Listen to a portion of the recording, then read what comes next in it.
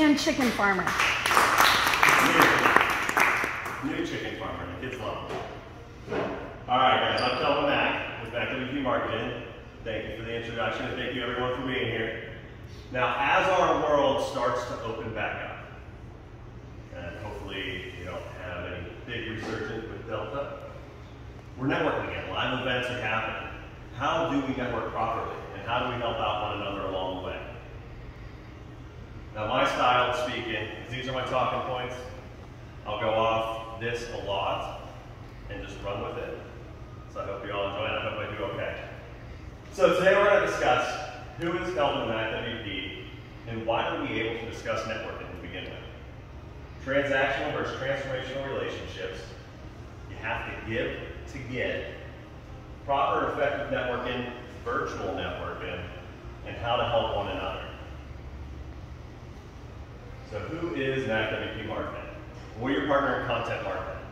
And what that is pretty much anything you throw out on social media, whether it be an image, the content behind it, the links you share, your website content, your email marketing campaigns, as well as SEO optimization, so where you show up in the ranks. That is what we partner with you on, and that is MackWP Marketing in a very brief nutshell. There's a lot more to it. Now, who is Kelvin?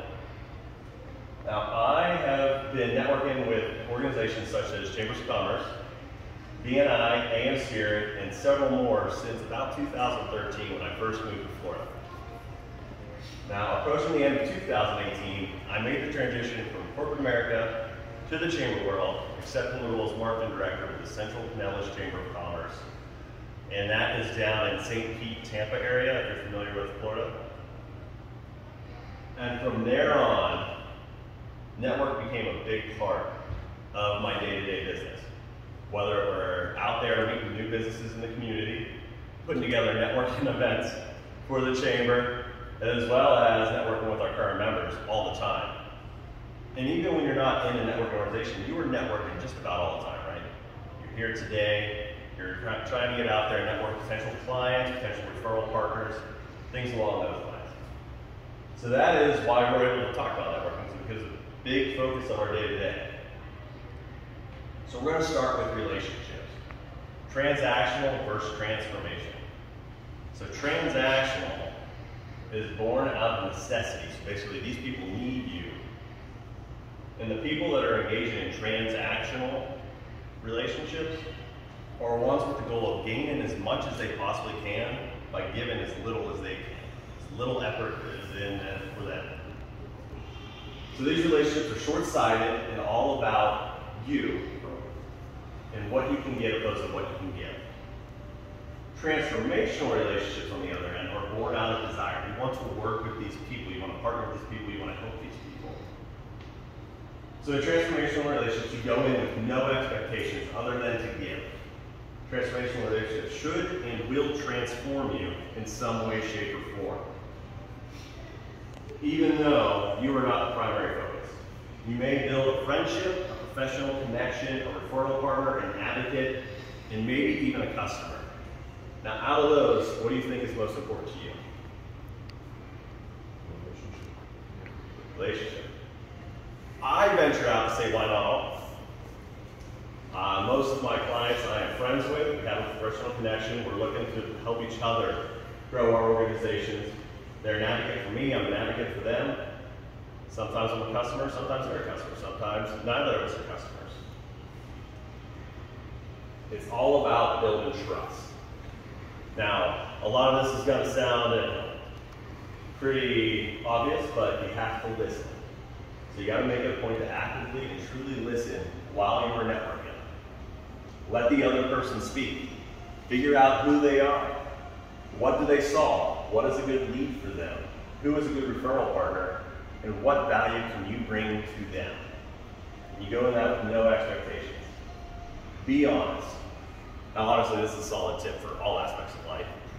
As a kid, if I told lies to my parents, I got lost in the lie, and that never went well for me.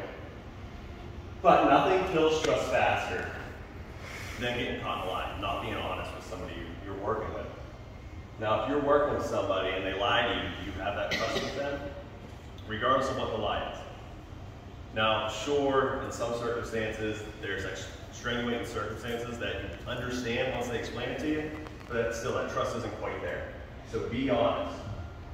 And then you got to give more than you get.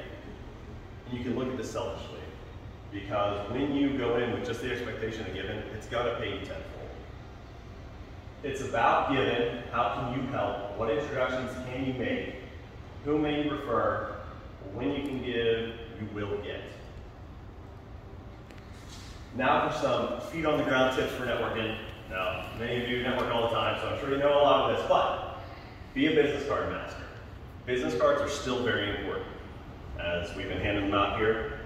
My tip for you, so you don't get lost in the mix, trying to find your own business card, trying to find the business cards from other people, is to have a system.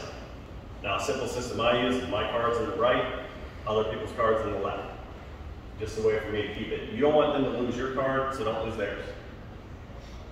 Make eye contact and smile before approaching. So people can tell a lot about you just from your actions, from your eye contact and your smile. Now when you make eye contact, it says you're approachable, and when you're smiling, it shows the warmth of acceptance. Approach potential connections slowly, yet confidently. Now have you ever walked into a network event and someone just springs out right on you and starts pitching himself? And all they talk about is themselves. You don't enjoy that, and other people don't enjoy it when you do it to them. So come in slowly, but confidently at the same time. Let them get settled, make that approach, and be genuine with it. Extend your hand in a non-aggressive manner. So handshakes, like business cards, are still very important. You can tell a lot from somebody's handshake. It's a sign of welcome and a solid character. Now you come in, you don't want to be too tight that it hurts. You don't want wet palm handshakes. You don't want flabby handshakes. You want that shake to be graceful and firm. Think small talk first. So there's no need to jump right into pitching yourself. Again, like the person jumping right at you as you walk in the door. Don't sit there and just pitch yourself. Talk about different small things. Get to know them a little bit. Let them get to know you. Now this puts the focus more on a transformational relationship opposed to a transactional relationship. And give your undivided attention. I'm going to ask you another question. When you're networking, have you ever been talking to somebody and they're just looking all around, trying to see who they can talk to next? Do you enjoy that? No, I don't either. Most people don't. So on that note, give your undivided attention to them in hopes that they give it to you. Have a polite exit plan. So kind of along the lines when people aren't giving you their attention, or they jump right in there just pitching themselves. Have a nice, easy way to back out. Maybe you have someone you have to talk to. Maybe you're here to get to know somebody for a job interview, something along those lines. Something polite, yet real, and lets you get out of those conversations that you don't want to be in. Those one-sided conversations. Catch others on your way out. Would you ever leave a party that you're out with friends without saying goodbye to the host? Along those same lines, if you're leaving, those connections that you made that you think will blossom, let them know you're leaving. Just reach out. It lets them understand that there's potential there, and it keeps them thinking about you as well. Leverage social media. Now, of course, I forgot this in there. A lot of what we do is social media. So you let your network know you're going to be at a network event. I mean, some of them may show up. You may have an advocate here talking on your behalf. Like, I'm here because Jill was coming. I saw that she was going to be here. And you talk about her services that she provides. Plus, it's always nice to have someone you're familiar with at a networking event, rather than just a bunch of people you don't know, even though you're looking to get to know them. So you get that, as well as other people who may be coming. They may reach out to you, or they may be expecting to see you there or want to see you there. So they'll come see you and flag you down. That's a little less work on your end. Now that the event is over, follow up. And do this as quickly as possible. The quicker you follow up, the more likely they are to remember you. And then it's an easier conversation from there, whether it be an email, connect with them on social media, and call them. Now, I don't know about you, but I don't call quite as much as I used to. A lot of what I do is on social media, which makes sense for us. But reach out to them. And when you're on social media, you can have a personal feel to your profile, but also keep it kind of professional. Ask for a one-on-one. Get out there, get to know them more, will they get to know you more? Let them know, or don't let them know, ask them how you can help them. How you can find referrals for them, good leads for them, referral partners, other events that you can go to with them, things along those lines. Virtual networking. Now, as the pandemic kicked in, virtual networking gained a lot of momentum and a lot of steam behind it. How many of you hadn't done virtual networking prior to the pandemic and then jumped into it? So I was still with the Central Pinellas Chamber of Commerce during this. And that was one of the first things I did. As soon as I was working from home, most people were working from home, I put together a virtual networking event for all of our members.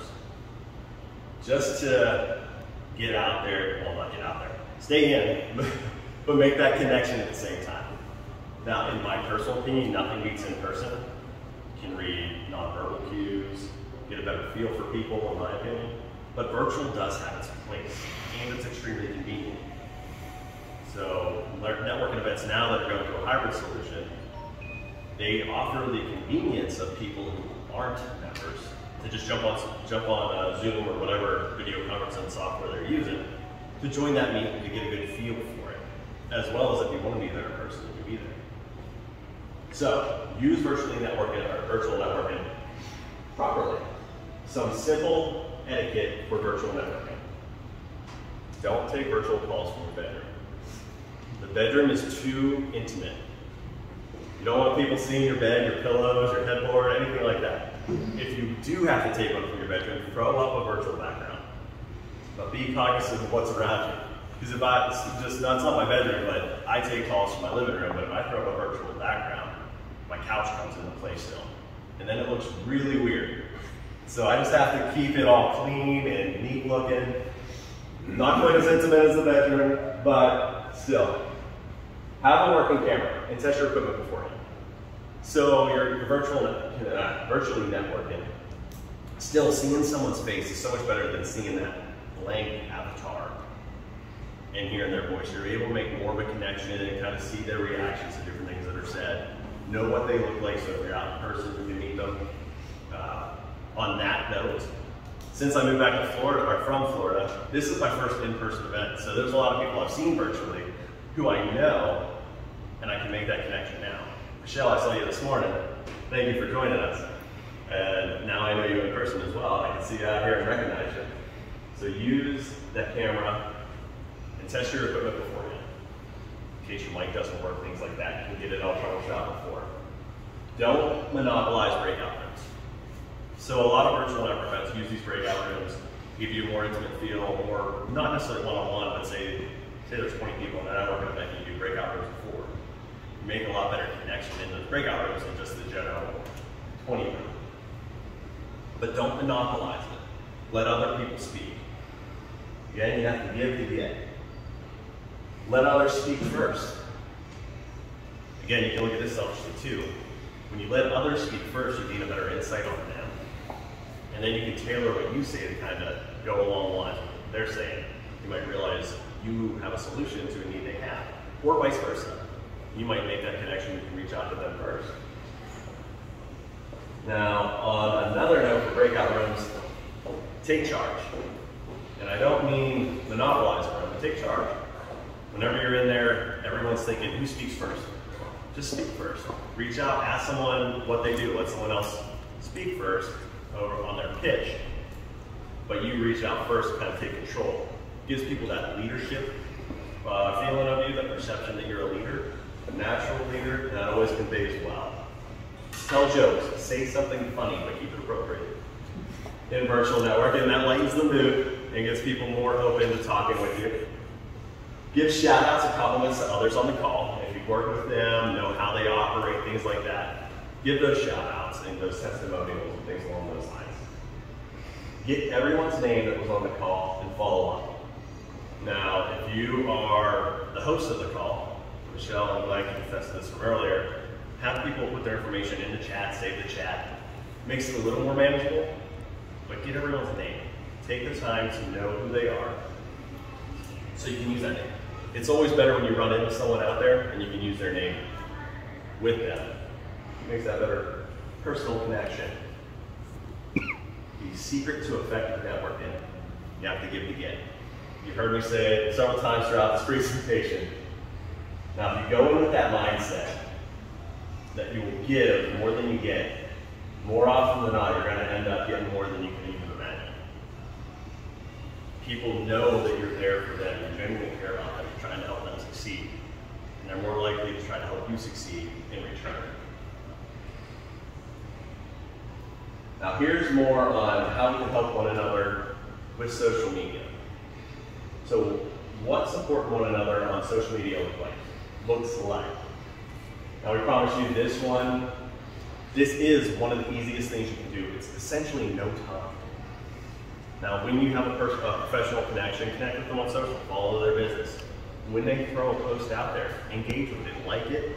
That's the easiest thing to do, right? All you have to do is click a button. If it's connecting with you in some way, comment on it. And if it really connects with you, share it with your network. If you think someone else may gain value from it. That helps out a business's reach incredibly. So as you engage with it, your network will also see it, so it opens up their business to everyone else. What happens online? So Facebook engagement matters, and we're just going to focus on Facebook here. But this happens across all social profiles. Because it extends your organic reach. And by organic, I mean you're not paying for that reach. You're not doing an advertisement. First, engagement helps boost the post in the newsfeed placement based on Facebook's algorithm. And second, likes and shares expose your post to the audience extended network. Now, the beach hotel and spa found that for each like or share, it extended their reach to 6 or 7 new people. So if you get 100 likes or shares, that's 600 to 700 more people that see your post, that connect with your business, that know you're out there. And that's a big part of the battle. Finally, engagement also indicates that your audience is, well, engaged. And that always looks good. So when an engaged audience that wants to interact with your brand, it's something that every marketer should aim for. Now, when someone who doesn't know your brand, your business, when they see that you have engagement, that looks good. Now, if somebody has something negative to say, don't come back negatively. Acknowledge it, see how you can help them, how you can correct the issue, how you can solve their problem. When people see that, they know you're a brand that cares, and you're out there trying to make sure all of your clients and anyone who uses your product, whatever it is that you do, you want to make sure they're completely satisfied. And I will leave you with this. Now, I've seen this several times over the past few years, and it recently popped up in my feed again. So business friends, give them a shout out on social media. It costs you $0. Follow their business page. Again, $0, virtually none of your time. Just click a button. Tell a friend about it. Engage with their posts. Again, engagement looks great with people who are new to your brand, don't know your business, as well as it extends the reach of the business that you're engaging with. Well, not every business is 6 to 7 people for each comment or like, but you have an example right there. Root for them. I want all of you to succeed. And when you all succeed, I also succeed. So that's what we're all looking for in the end. Support your network on social media. It essentially takes 0 time, and it benefits them so much. And when you engage with them,